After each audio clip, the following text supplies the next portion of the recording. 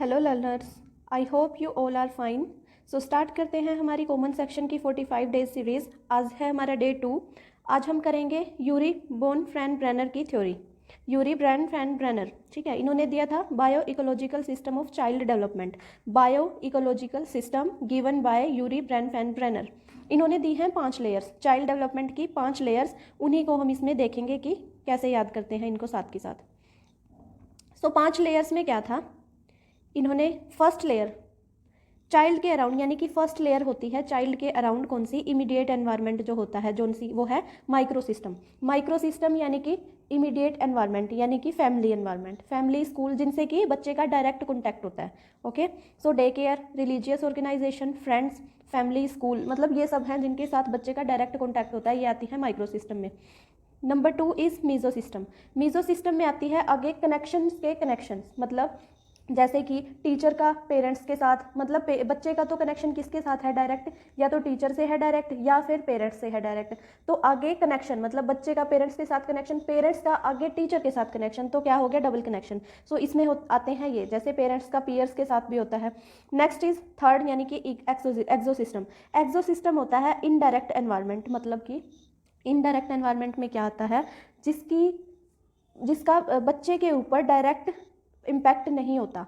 जैसे कि school management, अब स्कूल मैनेजमेंट का डायरेक्ट कॉन्टैक्ट नहीं होता बच्चे के ऊपर, डायरेक्ट कॉन्टैक्ट बच्चे के साथ नहीं होता, लेकिन जो भी डिसीजन स्कूल मैनेजमेंट द्वारा लिए जाएंगे वो बच्चे की लाइफ में कहीं ना कहीं कनेक्ट जरूर करेंगे, ठीक है, वो इम्पैक्ट लाएंगे उसकी लाइफ में, जो भी चेंजेस होंगे, लेकिन डायरेक्ट कॉन्टैक्ट नहीं होता। ऐसे ही एनसीईआरटी बॉडीज, मतलब बुक्स वगैरह के चेंजेस जैसे होंगे, तो पेरेंट्स के वर्क प्लेस, सोशल, ये मास मीडिया या सोशल मीडिया कह सकते हो, तो इनका डायरेक्ट कॉन्टैक्ट नहीं होगा बच्चे के साथ, लेकिन ये इम्पैक्ट जरूर करेंगे।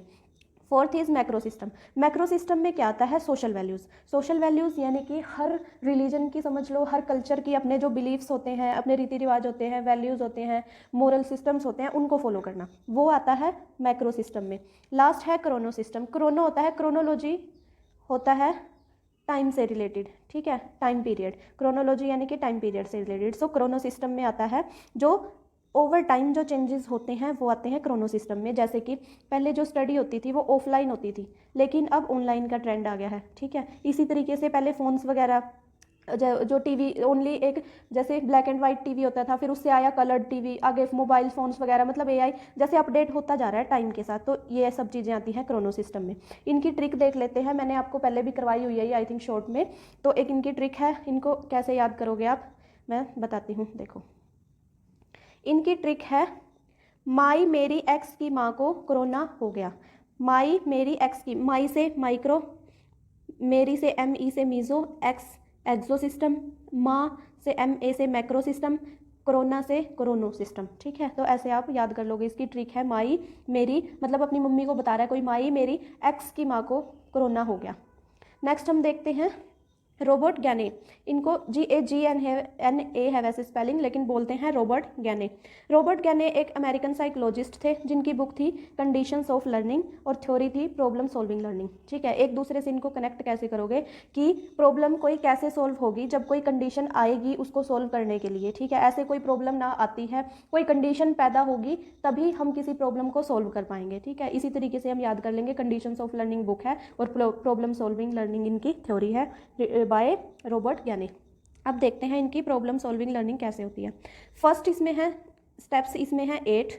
First signal learning. Signal learning कैसे होती है, जब हम किसी सिग्नल, सपोज करो कोई सिग्नल मिलता है हमें, यानी कि हमें क्वेश्चन दे दिया, एक नॉर्मल सी बात है, हमें क्वेश्चन मिला, उसके ऊपर हमने अपना रिस्पॉन्स दिया, ठीक है, वो होगी सिग्नल से लर्निंग, या ठीक है, यानी कि किसी सिग्नल के प्रति जब हम रिस्पॉन्ड करते हैं वो होती है सिग्नल लर्निंग।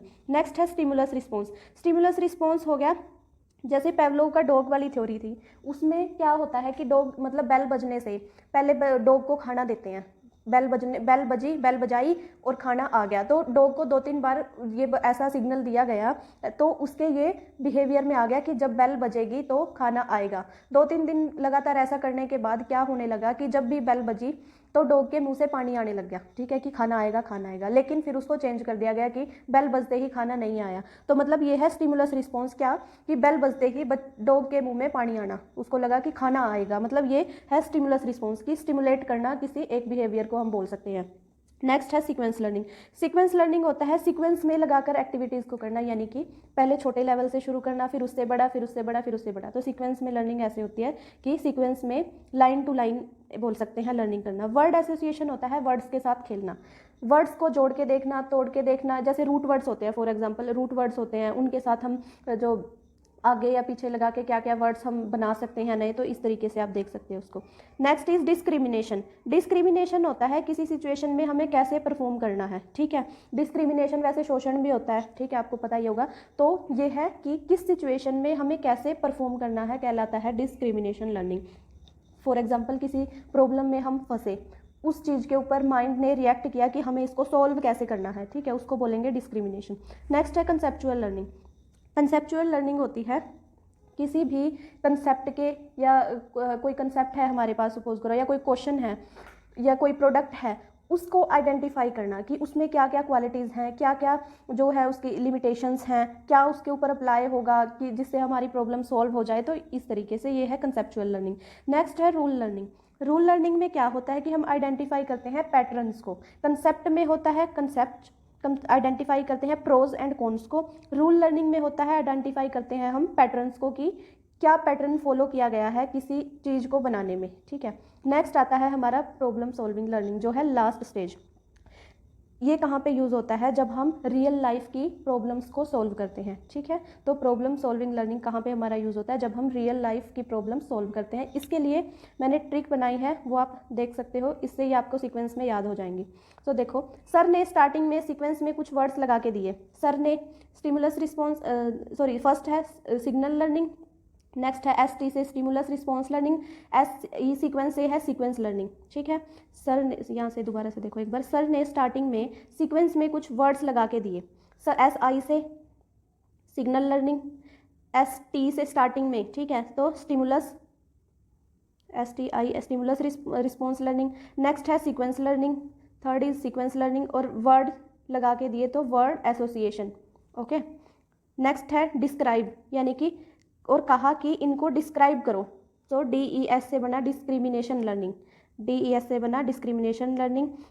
पर हमें कोई कंसेप्ट नहीं लगाना आया, कंसेप्ट से हो गया कंसेप्चुअल लर्निंग। फिर सर ने रूल दिया, रूल लर्निंग बताया कि, और हमारी प्रॉब्लम सॉल्व हो गई, प्रॉब्लम सॉल्विंग लर्निंग। एक बार फिर से देख लो इसको। सर ने स्टार्टिंग में सीक्वेंस में कुछ वर्ड्स लगा के दिए और कहा कि इनको डिस्क्राइब करो, पर हमें कोई कंसेप्ट नहीं लगाना आया। फिर सर ने रूल बताया और हमारी प्रॉब्लम उससे सॉल्व हो गई। सो ये थी इसकी ट्रिक। नेक्स्ट देखते हैं हमारा थिंकिंग।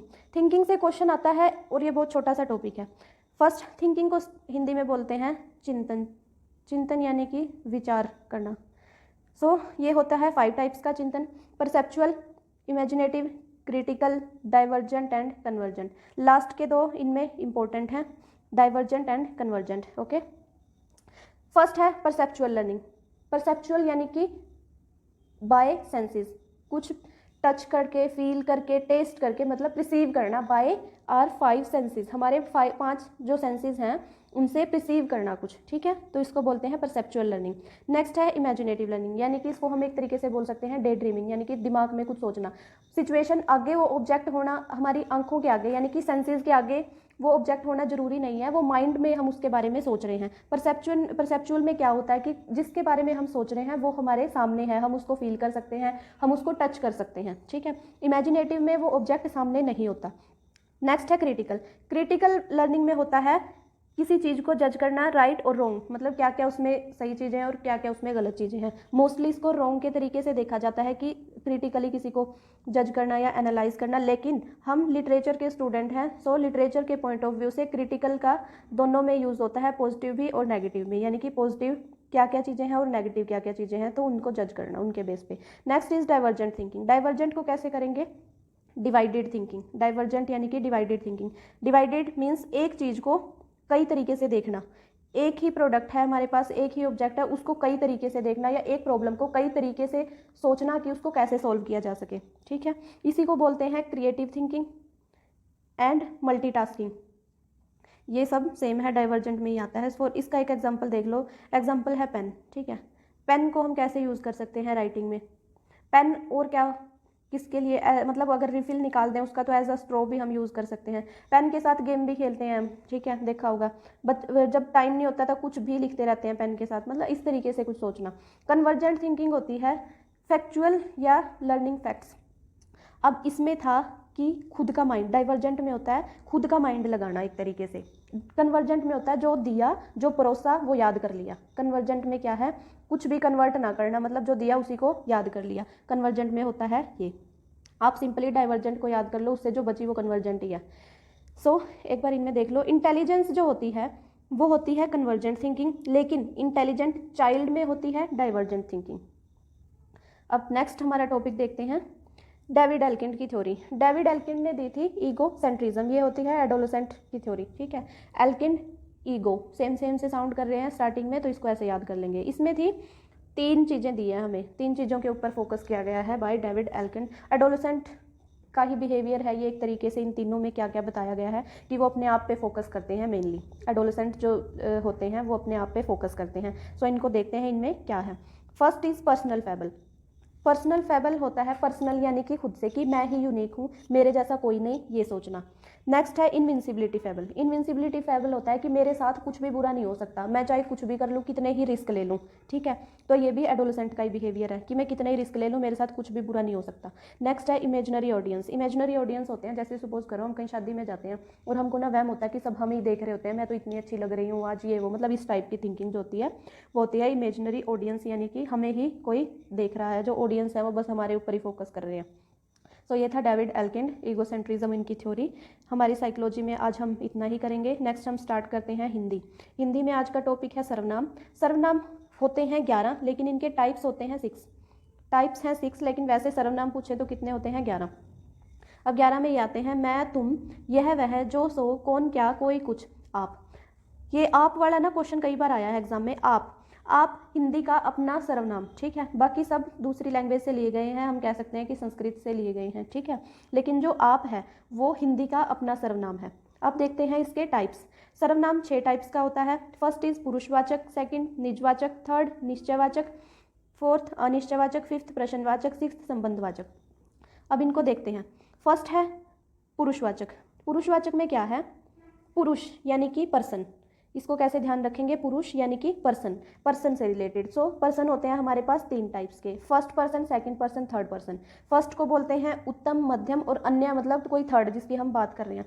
एक यहाँ पे ये पॉइंट ध्यान रखना कि अन्य को ही प्रथम पुरुष भी बोला जाता है, ठीक है। अब उत्तम में कौन आता है, उत्तम में आती हूँ मैं अपने बारे में जब कोई बात कर रही हूँ कि यह मेरी किताब है, यह मेरा गिलास है, यह खाना मैंने बनाया है, मतलब मैं अपने बारे में बात कर रही हूँ जब, तो मैं हूँ फर्स्ट पर्सन। जब मैं अपने फ्रेंड के बारे में बात कर रही हूँ तो वो है सेकंड पर्सन, या अपनी फ्रेंड से बात कर रही हूँ, के बारे में नहीं, सॉरी, फिर तो हो जाएगा थर्ड पर्सन।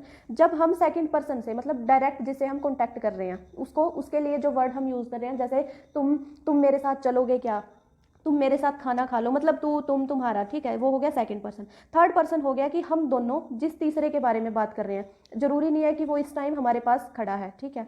तो थर्ड पर्सन जिस पर्सन के बारे में बात की जा रही है कि वह कौन है, क्या वह घर आएगा, मतलब इस टाइप से। अब है नेक्स्ट सर्वनाम।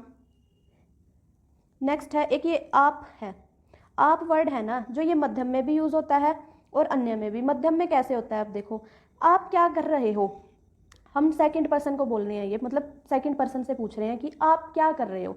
अन्य में कैसे यूज होता है ये, जैसे ना आपने कई बार देखा होगा कि जो स्टोरीज वगैरह लिखते थे हम या ऐसे, उनमें किसी जो पुराने, जो जैसे गुरु नानक देव जी या किसी पर्सनैलिटी के ऊपर जब लिखते थे हम, तो उनके लिए आप वर्ड यूज करते हैं। महादेवी वर्मा साहित्यकार थी, आप महान कवित्री थी, कवि लिख दिया मैंने यहाँ पे, कवित्री थी, मतलब दोबारा महादेवी वर्मा ना बोल के उनके लिए आप वर्ड यूज किया, तो इस सेंस में आएगा, तो अन्य पुरुष होगा। नेक्स्ट है निजवाचक। अब पुरुषवाचक से क्या हुआ, पुरुषवाचक मैं पर्सन हूँ, सपोज करो, पर्सन से रिलेटेड जब मैं कोई काम खुद से करूँगा तो वो है निज मतलब पर्सनल, ठीक है। जब मैं कोई काम खुद से करूँगा तो उसको बोलेंगे निजवाचक। स्वयं के लिए या खुद कुछ करना, एग्जाम्पल है आप भला तो जग भला, मतलब खुद भले तो जग भी भला। मैं खुद पढ़ लूँगा, हमारा भारत हमारा देश है।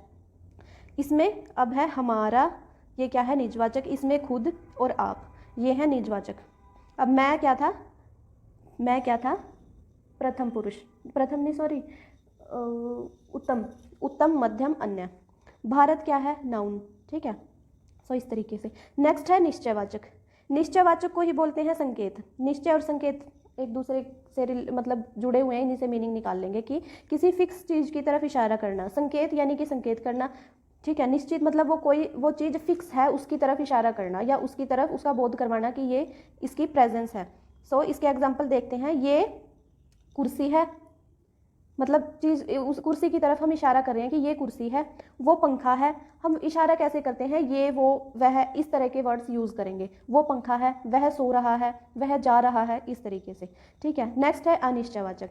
ये है निश्चयवाचक का उल्ट, अपोजिट। निश्चय में था फिक्स चीज़ की तरफ, मतलब वो चीज़ निश्चित है उसकी तरफ इशारा करना। अनिश्चय में है कि वो चीज़ फिक्स नहीं है, हमें एग्जैक्ट मालूम नहीं है कि क्या है, ठीक है। तो एग्जैक्ट मालूम नहीं है तो उसके लिए वर्ड्स जो हमारे यूज़ होंगे वो कोई कुछ, मतलब हमें ना क्वांटिटी पता, ना काउंटेबल है, अनकाउंटेबल है, हमें कुछ नहीं पता। एक तरीके से वो चीज़ फिक्स नहीं है, उसके बारे में हमारे जो थॉट्स हैं वो फिक्स नहीं है। एग्जाम्पल देखते हैं। कोई आ रहा है, अब हमें नहीं पता कि कौन आ रहा है, कोई आ रहा है बस ये पता है। तुम कुछ कर रहे हो, कुछ कर रहे हो, क्या कर रहे हो ये नहीं पता, ठीक है। अगर होता कि तुम किताब लिख रहे हो तो ये हो जाता है निश्चयवाचक, ठीक है।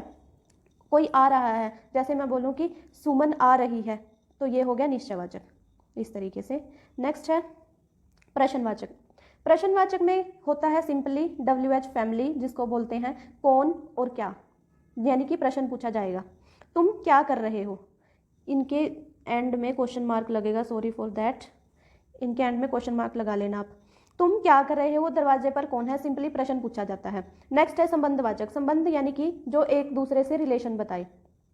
जो सो इनमें वर्ड्स लगते हैं, इनके एग्जाम्पल देखते हैं। जो बोगे सो काटोगे, इनकी अब यहाँ पे एक चीज़ ध्यान रखने लायक है, देखो। संबंधवाचक में क्या होता है कि जो ये प्रोनाउन यानी कि सर्वनाम है जो सो, इनके बाद ना हमेशा क्रिया आनी चाहिए। जैसे बोगे काटोगे, ये है क्रिया, तो इनके बाद क्रिया ही आनी चाहिए, तभी वो संबंधवाचक सर्वनाम है। अगर इनके बाद सर्वनाम के बाद अगर संज्ञा है, यानी कि किसी का नाम है तो वो सार्वनामिक विशेषण होगा। इसको बात को ध्यान रखना और पी जाओ इस बात को, बस ये समझ लो, ठीक है। संबंधवाचक सर्वनाम में क्या होगा कि जो सर्वनाम होंगे उनके बाद हमेशा क्रिया होगी। क्रिया यानी कि कुछ काम होगा। अगर वो किसी का नाम है तो वो संबंधवाचक नहीं है, वो संबंधवाचक सर्वनाम नहीं है, वो क्या है, सार्वनामिक विशेषण। तो ये था हमारा सर्वनाम। हिंदी का टॉपिक यहाँ पे एंड होता है। नेक्स्ट देखते हैं हम कुछ मुहावरे और लोकोक्तियाँ। ये मैंने आपके लिए बहुत अच्छे से सिलेक्ट की हैं, थोड़ी टफ वाली, क्योंकि एग्जाम में थोड़ा टफ ही आती हैं मेरे ख्याल से, क्योंकि इजी तो हम खुद सेंस निकाल के भी कर लेते हैं, इतने मैच्योर हम हैं, ठीक है। तो हम देखते हैं। फर्स्ट है घर का जोगी जोगड़ा, बाहर का जोगी सिद्ध।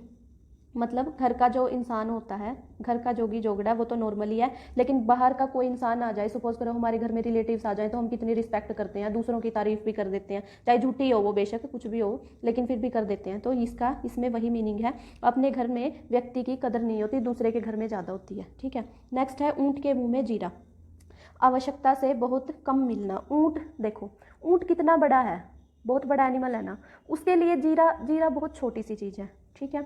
सो इसको कैसे याद करेंगे कि ऊँट है बहुत बड़ा और जीरा बहुत छोटी सी चीज़ है। तो जितने की ऊँट को मिलना चाहिए था बहुत ज़्यादा, लेकिन मिला बहुत कम। जीरा मिल गया उसको, मतलब खाने के लिए उसको चाहिए था बहुत ज़्यादा चारा, लेकिन मिला क्या, जीरा बहुत है छोटी सी चीज़। तो आवश्यकता से बहुत कम मिलना। एक पंथ दो काज, ये फेमस है। एक काम में दो लाभ हो जाना। गागर में सागर भरना, संक्षिप्त में बहुत कुछ कहना, यानी कि थोड़े से शब्दों में बहुत कुछ कह देना, इसको बोलते हैं गागर में सागर भरना। थोड़े से शब्दों में बहुत अधिक कहना। नेक्स्ट है पसीना पसीना होना। अब पसीना होने के लिए दो सिचुएशन होती हैं। पसीना एक तो काम करके होता है इंसान पसीना, एक होता है कि जब ऐसी ट्रेजेडी या कुछ ऐसा हो जाए इंसान के साथ जिसमें वो बहुत ज़्यादा शर्मिंदा हो, ठीक है। तो पसीना पसीना होना यानी कि बहुत शर्मिंदा होना या परेशान होना। शर्मिंदा होगा तभी परेशानी आएगी कोई ऐसी। तो नेक्स्ट है तेल देखो तेल की धार देखो। इसका है किसी कार्य को सावधानी से करना। अब इसको कैसे देखो, तेल और तेल देखो, जब हम सपोज करो बोतल में से तेल डाल रहे हैं, किसी छोटी वाली बोतल में, बड़ी बोतल में से छोटी में तेल डाल रहे हैं, तो वो कितनी केयरफुल तरीके से हमको देखना पड़ता है, कितना अच्छे से हम अगर मतलब थोड़ा सा भी हमारा ध्यान भटका ना, तभी तेल गिर जाएगा, इधर उधर फैल जाएगा। सो ऐसे ही देखो इसको, तेल को भी देखो और तेल की धार को भी देखो, कहीं इधर उधर ना फैल जाए, मतलब सावधानी से देखो काम को। अपना हाथ जगन्नाथ यानी कि अपने ही का किए हुए काम पे भरोसा करना। हाथ से हम कनेक्ट करते हैं काम को, ठीक है, अपने ही काम पे भरोसा करना। नेक्स्ट है अधजल गगरी छलकत जाई, यानी कि अधजल जिसमें आधा जल हो। सपोज करो एक गिलास है या कटोरी है, उसमें पानी डाला हमने, अगर वो आधी है तो हम चलेंगे तो वो ज़्यादा छिलकेगी, लेकिन जब भरी हुई होगी चीज़ तो वो कम छलकती है। ठीक है, तो इससे वही मीनिंग है कि जो कम जानकार होता है ना वो ज़्यादा दिखावा करता है, और जिसको पूरा ज्ञान है वो कभी अपने ज्ञान का प्रदर्शन नहीं करता। नेक्स्ट है आसमान से गिरा खजूर पे अटका। आसमान से गिरा खजूर पे अटका, जैसे सपोज करो आप इस सिचुएशन में इमेजिनेशन कर सकते हो, आसमान से कोई चीज़ गिरी खजूर पे अटक गई, मतलब पहले मुश्किल थी लेकिन अभी भी मुश्किल से बाहर नहीं आई। ठीक है, एक मुश्किल से निकले दूसरी में फंस गए, अब पूरा ज़मीन पे तो नहीं आ पाया ना, आसमान से ज़मीन पे नहीं आ पाए, खजूर में ही अटक गए वहीं पे। ठीक है, तो एक मुश्किल से निकल के दूसरी में फंसना। नेक्स्ट है गांठ का पूरा।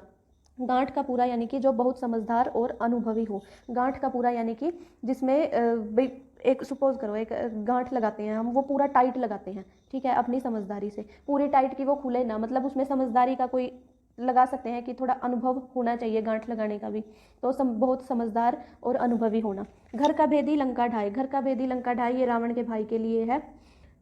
अपनों की गद्दारी से ही बड़ा नुकसान होता है, जिसकी वजह से रावण मरा था। तो घर का भेदी लंका ढाई। चोर चोर मौसेरे भाई। चोर चोर मौसेरे भाई यानी कि आपस में उनकी जो माँ और मौसी हैं वो बहनें हैं। तो इसका कहने का मतलब क्या है, चोर चोर मौसेरे भाई यानी कि बुरे लोग आपस में मित्र होते हैं। न नो मन तेल न राधा नाचेगी, यानी कि न तो कुछ साधन अवेलेबल होगा कुछ करने के लिए जिससे काम पूरा ही नहीं होगा, मतलब अगर किसी को किसी काम से वंचित करना चाहते हैं तो उसके पास जो भी अवेलेबल हैं फैसिलिटीज़ उनको हटा दो। न नो मन तेल होगा न राधा नाचेगी। नेक्स्ट है भेड़ चाल चलना। अब भेड़ों की चाल का आपको ये तो बहुत फेमस है, मतलब कि भेड़ ना एक दूसरे के पीछे ऐसे ही चल देती हैं बिना देखे बिना सोचे समझे, बस एक भेड़ जहाँ जा रही है ना वहीं सारी की सारी चल देती हैं, चाहे वो कुएं में भी गिरना क्यों ना हो। ठीक है, तो इसका मतलब है नकल करना या बेसमझ के पीछे पीछे चलते रहना। बोया पेड़ बबूल का आम कहाँ से आए। बबूल का पेड़ बोया था लेकिन आम अब कहाँ से आएगा, यानी कि बबूल से बबूल ही आएगा, आम तो नहीं आएगा। तो जैसा काम करेंगे वैसा ही फल मिलेगा। ठीक है, जैसा काम होगा वैसा ही फल मिलेगा। मन चंगा तो कटौती में गंगा, मतलब इंसान का दिल अच्छा होना चाहिए, इंसान का मन साफ होना चाहिए, तो पवित्रता हर जगह है। अगर मन साफ नहीं है तो बेशक गंगा में भी नहाया तो भी पाप नहीं धुलेंगे। नेक्स्ट है हम देखते हैं, अब आ गया हमारा इंग्लिश का। इंग्लिश के लिए है आज का हमारा टॉपिक प्रोनाउन। प्रोनाउन में क्या है, प्रोनाउन क्या होता है, हमने हिंदी में भी सेम किया सर्वनाम। ठीक है, इसीलिए मैंने सेम टॉपिक रखे हैं ताकि अच्छे से इजीली याद हो जाए। सर्वनाम क्या होता है, प्रोनाउन। प्रोनाउन यानी कि जो नाउन की जगह पे यूज़ होते हैं वर्ड्स, मैंने शायद हिंदी में बताया नहीं, अभी देख लो कि जो नाउन की जगह पे यूज़ होते हैं वर्ड्स, जो संज्ञा की जगह पे यूज़ होने वाले वर्ड्स हैं उनको बोलते हैं सर्वनाम, उनको बोलते हैं प्रोनाउन। सो ये हैं वो वर्ड्स जो प्रोनाउन कहलाते हैं। I we you they he she it, मतलब नाम की जगह पे जो कुछ भी यूज़ होगा उनको बोलते हैं प्रोनाउन। प्रोनाउन होते हैं 8 टाइप्स के इंग्लिश में, और हिंदी में थे 6 टाइप्स के। तो इंग्लिश में हम इनको देखते हैं। पर्सनल प्रोनाउन सेम है, रिफ्लेक्सिव प्रोनाउन सेम है, relative, interrogative, indefinite, demonstrative, distributive and reciprocal. Hindi में ये वाले 2 लास्ट के जो नहीं थे, बाकी सब सेम है। अब करते हैं हम इनको।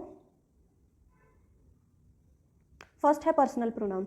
पर्सनल प्रोनाउन में क्या था, first person, second person, third person, मैंने आपको अभी समझाया भी है। जो मैं अपने लिए शब्द यूज़ करूँगी वो आएंगे फर्स्ट पर्सन में, यानी कि आई वी। सेकंड पर्सन में आएंगे जो मैं तुम्हारे लिए यूज़ करूँगी तू तुम, ठीक है, यानी कि यू। एंड थर्ड पर्सन यानी कि जिसके बारे में हम बात कर रहे हैं उनके लिए जो वर्ड्स यूज़ करेंगे जैसे दे, ही, शी, इट, तो वो आएंगे थर्ड पर्सन में।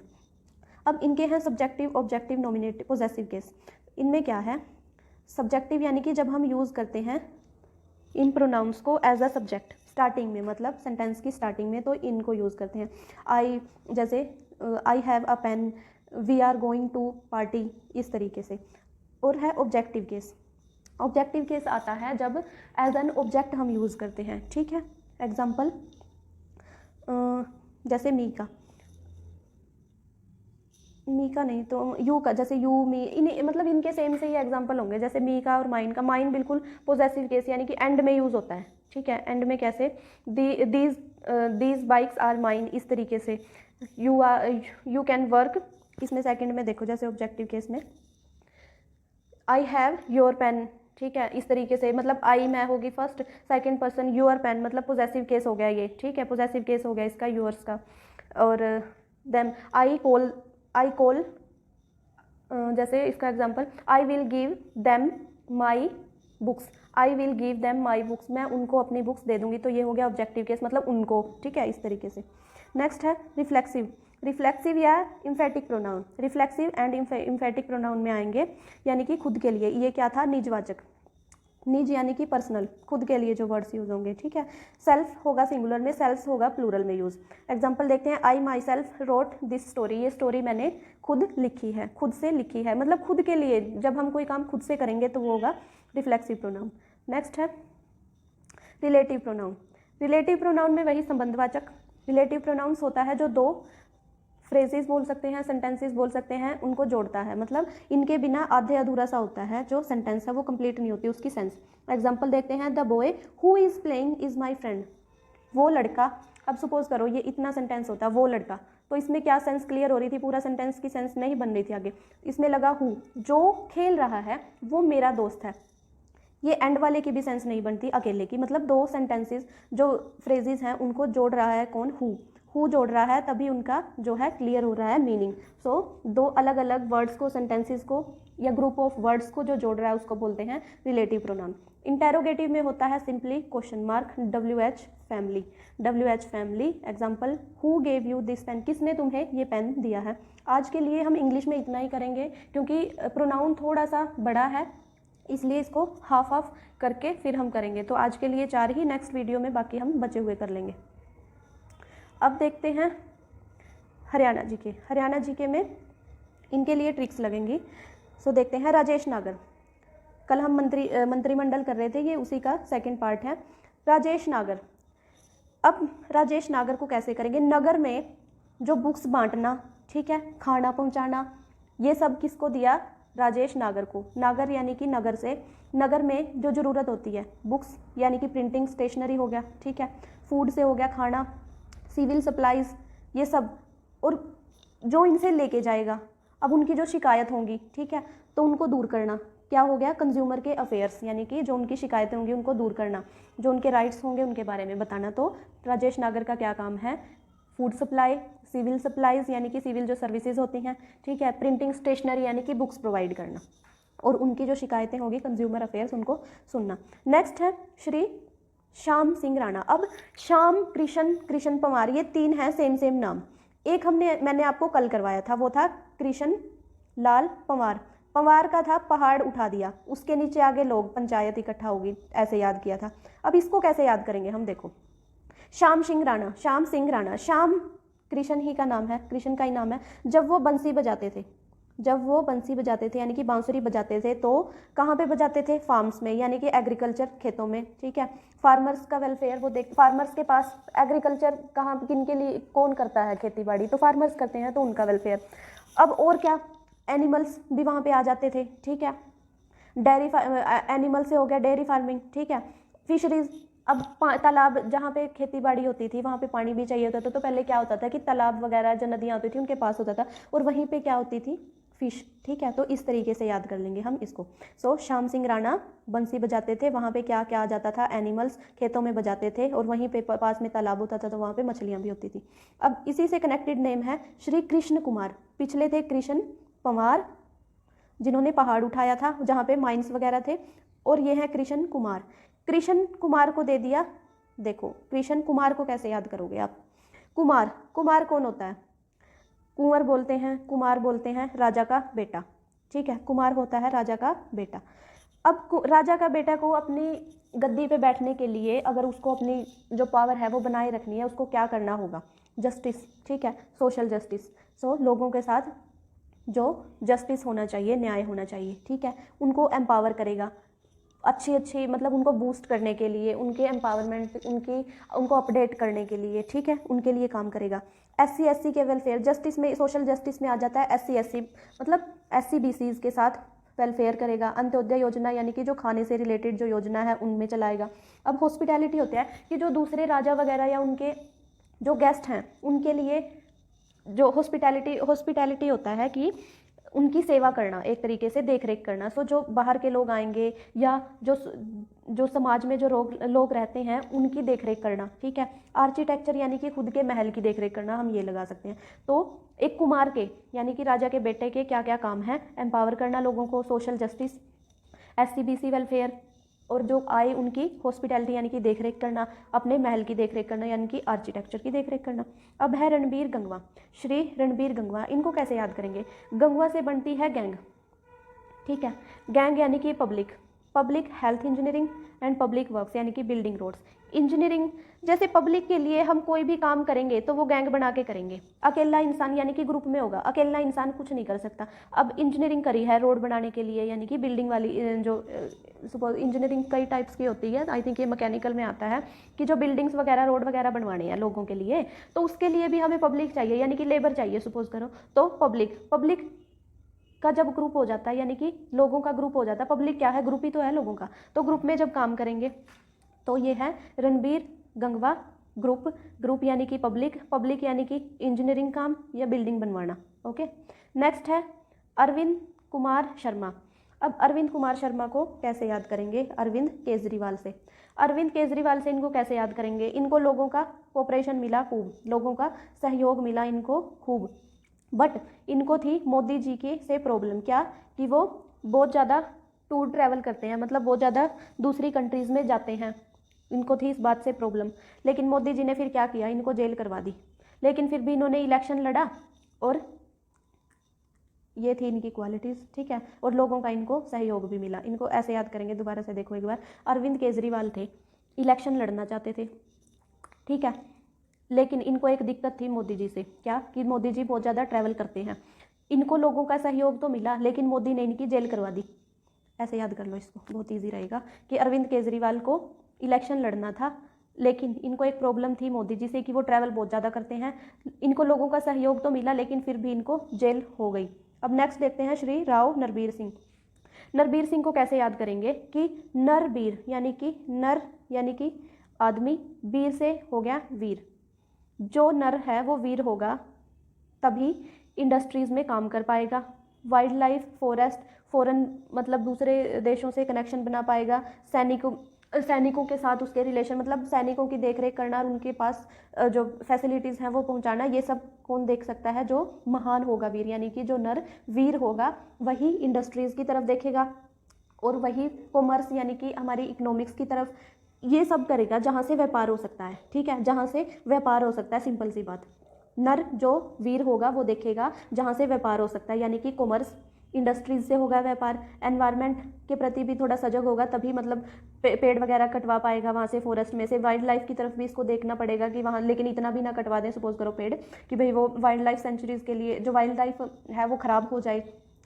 फ़ॉरेन के साथ रिलेशंस अच्छे बनाएगा, मतलब फ़ॉरेन कंट्रीज़ के साथ। फिर जो खुद की स्टेट में जो सैनिक हैं उनके लिए भी अच्छा काम करना, तभी वो अपनी रक्षा कर पाएगा, ठीक है। तो ये था नरबीर सिंह, राव नरबीर सिंह।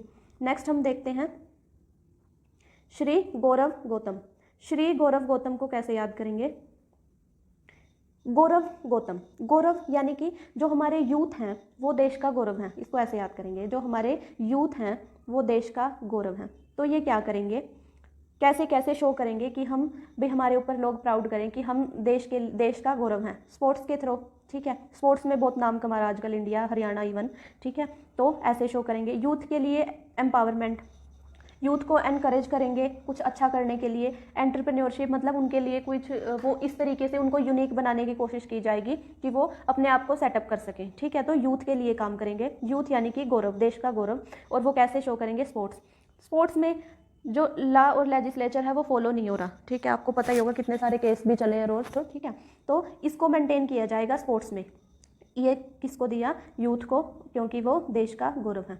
अब है विपुल गोयल कौन होते हैं भाई? बनिया, ठीक है, इसको ऐसे याद करेंगे। बनिए को दे दिया क्या? रिवेन्यू मतलब इनसे पैसा ज़्यादा खर्च नहीं होता, डिजास्टर मैनेजमेंट वगैरह पे बहुत ज़्यादा खर्च करने की ज़रूरत नहीं होती, मतलब जितने की ज़रूरत होती है उतना ही दिया जाता है, और कभी कभी होता है क्योंकि डिजास्टर्स ऐसी चीज़ नहीं है कि जो डेली लाइफ में हो, ठीक है, तो इनको ऐसी चीज़ दे दी कि जो कभी कभी हो, ठीक है, रिवेन्यू वाली।